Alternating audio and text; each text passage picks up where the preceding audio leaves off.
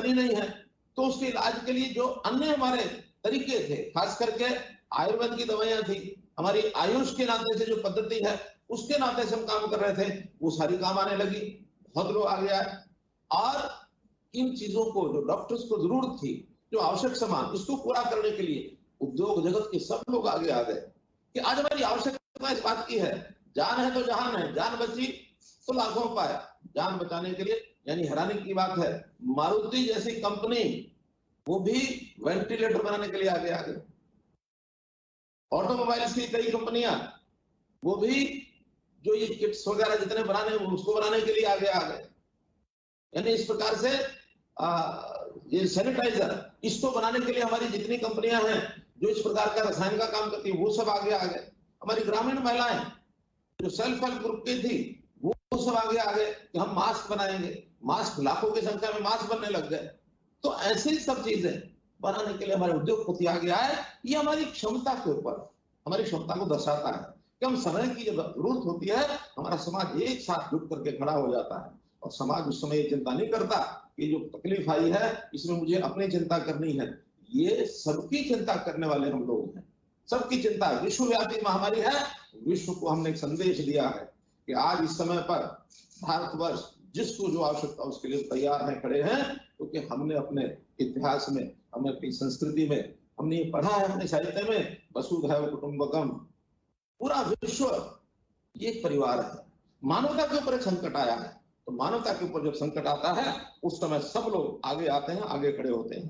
जब प्रधानमंत्री जी ने आत्मनिर्भर भारत की बात की तो उन्होंने 20 लाख करोड़ रुपए का एक पैकेज ये घोषित किया, और इस 20 लाख करोड़ रुपए के पैकेज के माध्यम से समाज का हर वर्ग उसकी सहायता के लिए प्रधानमंत्री जी ने आह्वान किया कि किसी को भी पीछे नहीं रहने दिया जाएगा, चाहे वो युवा हो, महिला हो, वृद्ध हो, किसान हो, मजदूर हो, उद्योगपति हो, छोटा उद्योग, बड़ा उद्योग, दुकानदार, ऐसे सब वर्गों के लिए उन्होंने कहा कि आज आवश्यकता है इस इकोनॉमी को बूस्ट करने की।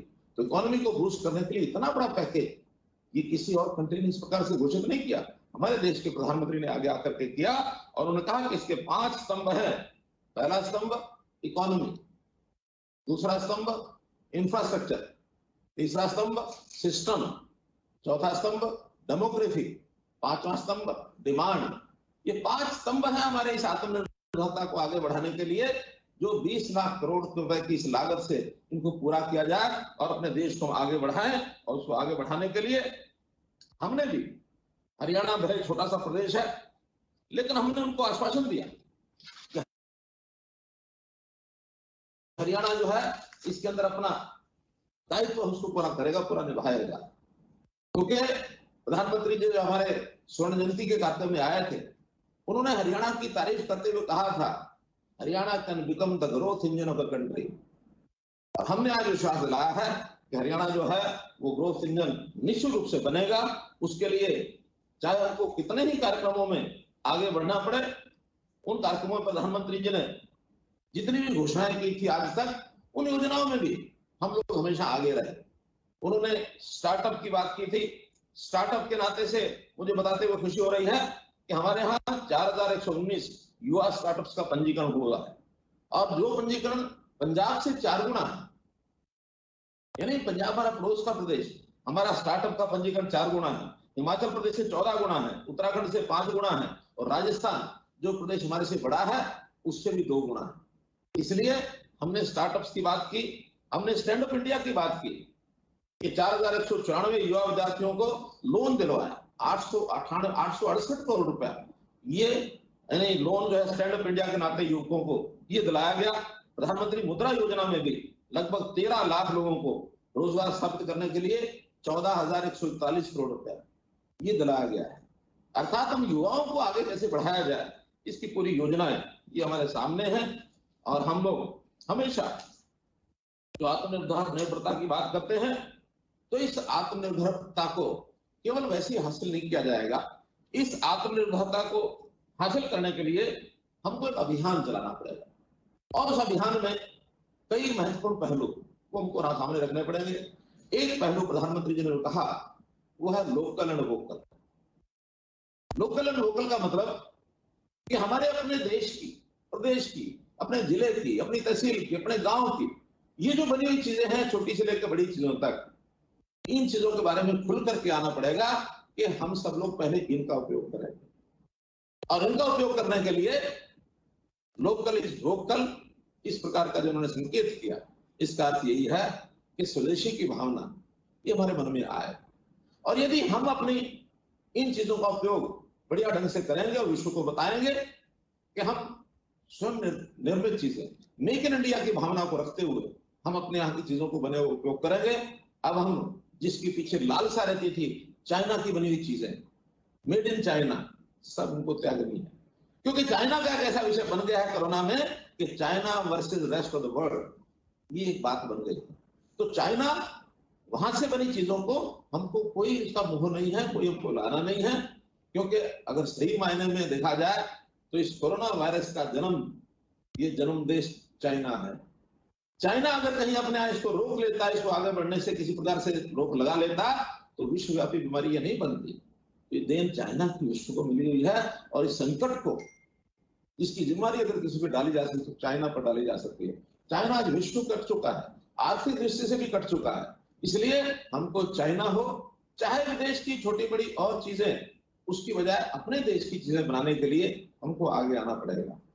और जब हम अपने पैरों पर खड़े होंगे तो हमारी आर्थिक स्थिति अच्छी होगी, हमें रोजगार आगे मिलेगा, हमारे देश का नाम आगे बनेगा। और कल को छोटे छोटे देश हम अपनी चीजों का उपयोग बढ़िया करेंगे तो हमसे चीजें हमारे से ले भी सकते हैं। एक देश के जो लोग उपयोग करते हैं, जो आज दूसरे देशों की तरफ जाते हैं, हमारे देश का एक्सपोर्ट बढ़े, बाकी लोगों का इंपोर्ट बढ़े, वो हमारे यहाँ से चीजें मंगा भी सकते हैं। तो इसलिए इस भावना से आगे बढ़ेंगे। और हमने तो एक और प्रधानमंत्री जी ने आह्वान किया है आत्मनिर्भर भारत में कि जो इंटरनेशनल जो ग्लोबल टेंडर होते हैं, 250 करोड़ रुपए तक की मांग का कोई ग्लोबल टेंडर नहीं लिया जाएगा। अर्थात ग्लोबल टेंडर में अगर हमारी 250 करोड़ रुपए से ज्यादा की कोई चीज की आवश्यकता है, वही जाकर के हम ग्लोबल टेंडर के माध्यम से लाएंगे, अन्यथा हम नहीं लाएंगे। इसलिए ये अभियान ये हमको चलाना पड़ेगा। और इस अभियान को चलाने के लिए हमारे मन में आत्मविश्वास भी चाहिए। क्योंकि अगर आत्मविश्वास नहीं है तो फिर हम आत्मनिर्भर भी नहीं हो सकते। केवल स्लोगन से नहीं हो सकते, एक विश्वास होना चाहिए कि हम हो जाएंगे। और हमको जो काम करना है, जब इसके मन में विश्वास आता है तभी जाकर के व्यक्ति जो आगे बढ़ता है। तो आत्मनिर्भरता के लिए आत्म सम्मान जो है वो एक जरूरी प्री रिक्विजिट है। इसलिए हम भारत के आत्म सम्मान की रक्षा करना चाहते हैं तो आत्मनिर्भर बनाने के लिए अपने आप को उधर हम आगे बढ़ेंगे। यानी आत्म सम्मान और आत्मनिर्भर, अगर इसका एक उदाहरण मैं देता हूं, लाल बहादुर शास्त्री 1965 में हमारे देश के प्रधानमंत्री थे। और उस समय अचानक अमेरिका ने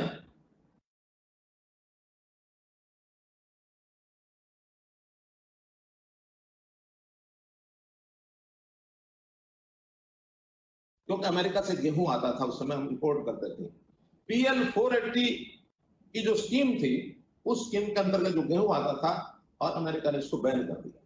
जब बैन किया तो प्रधानमंत्री जी ने एक आह्वान किया देश के सामने, देश के लोगों के सामने, कि अगर आपको आत्मनिर्भर बनना है तो आप एक काम करिए, सप्ताह में एक समय का भोजन छोड़िए। अब उनको एक इस प्रकार का विश्वास था, आत्मविश्वास था कि जनता मेरी बात मानेगी। और वही हुआ, जनता ने उनकी बात मानी। और एक समय का भोजन, आज बहुत लोग मिलते हैं जो सोमवार के शाम का भोजन आज भी नहीं करते। और वो एक ऐसा उनका आह्वान था कि देश अपने पैरों पर खड़ा हो गया। देश की उस समय की जो अन्न का संकट था वो समाप्त हुआ। और उसके बाद योजना बनाकर हमने 18,000 टन गेहूं का बीज, ये बाहर से उत्तम क्वालिटी का जो बीज था वो मंगवाया। और अपने यहाँ हरित क्रांति, उसमें विशेष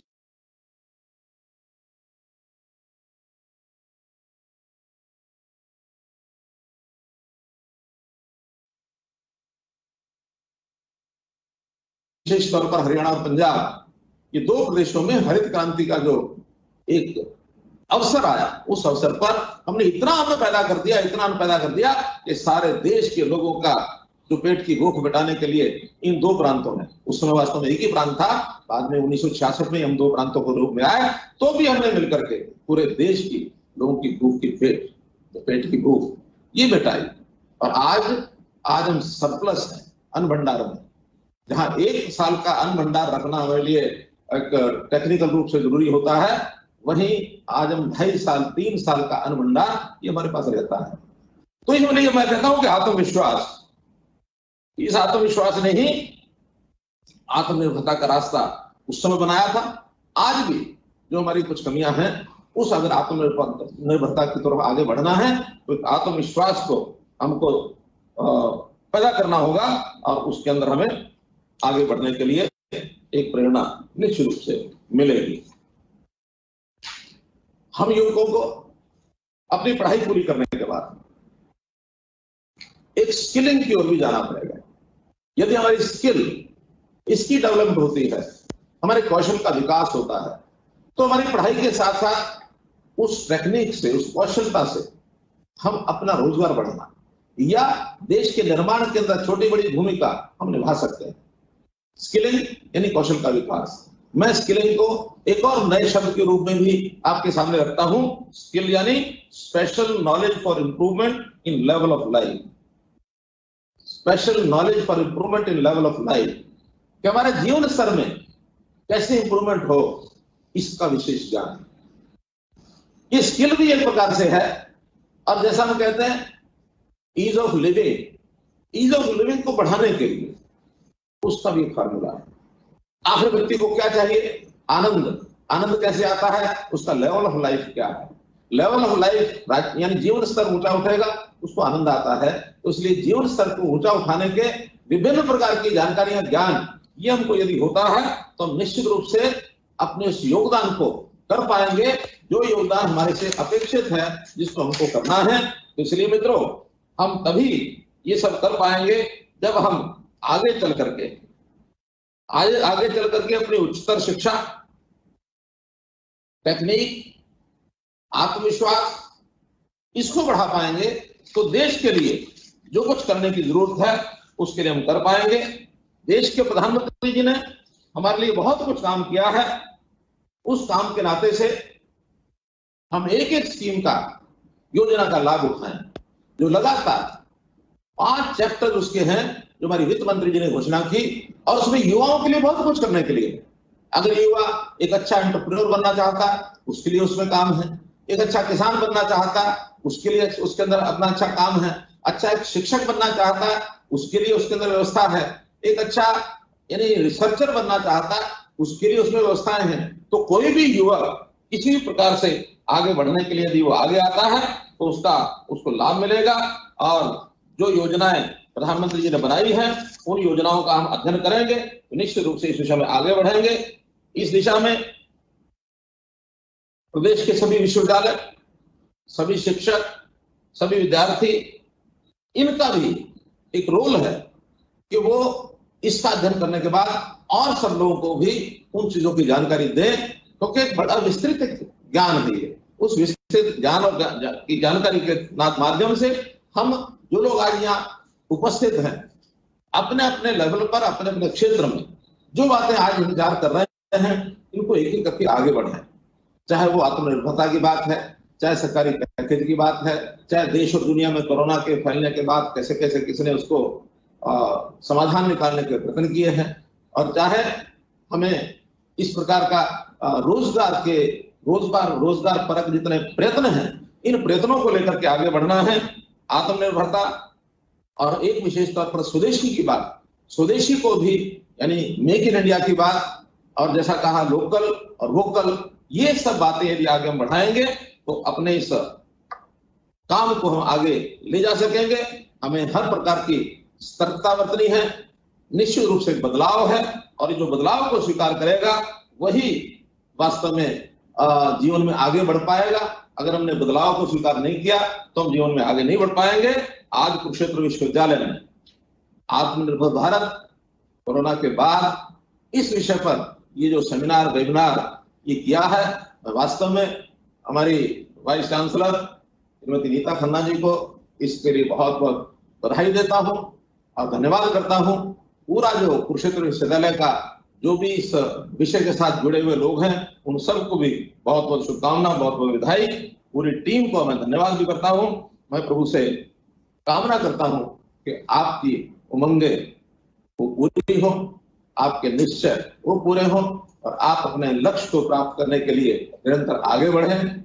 मैं इस अवसर पर निश्चित रूप से एक कवि की कविता वो पढ़ करके अपनी बातचीत को समाप्त करूंगा। चुनौती में भी कैसे अवसर को ढूंढा जाता है, उसके ऊपर ये लिखी हुई कविता है। तट तोड़ नदियां बही, तट तोड़ नदियां बही, सागर मगर छलका नहीं। तट तोड़ नदियां बही, सागर मगर छलका नहीं। ये दोष है रफ्तार का, ये दोष तो जल का नहीं। ये दोष है रफ्तार का, ये दोष तो जल का नहीं। जिसने मथा जितना समंदर, जिसने मथा जितना समंदर, अमृत मिला उतना उसे। जिसने मथा समंदर जितना समंदर, अमृत मिला उतना उसे। शंकर मगर होगा वही, शंकर मगर होगा वही, जिसने जहर ज्यादा पिया। परछाइयां घटती रही, परछाइयां घटती रही, सूरज मगर चढ़ता गया। परछाइयां घटती रही, सूरज मगर चढ़ता गया। जो रुक गया सो रह गया, जो रुक गया सो रह गया। जो जो चल पड़ा बढ़ता गया, जो चल पड़ा बढ़ता गया। इसलिए आज हमको आगे बढ़ने के लिए चलना भी है, रुकी हुई गति को, हमारी जो गति रुकी है उसमें काम भी करना है। यानी जैसे चलना होता वैसा चलने की बजाय अपनी इस रुकावट के समय अपने इस ज्ञान को, तरक्की को, टेक्निक को, इसको बढ़ाते हुए आगे बढ़ना है। निश्चित रूप से हमको सफलता मिलेगी, हम अपने लक्ष्य की पूर्ति कर पाएंगे। बहुत बहुत धन्यवाद, बहुत बहुत आभार। बहुत बहुत धन्यवाद माननीय मुख्यमंत्री जी। आपने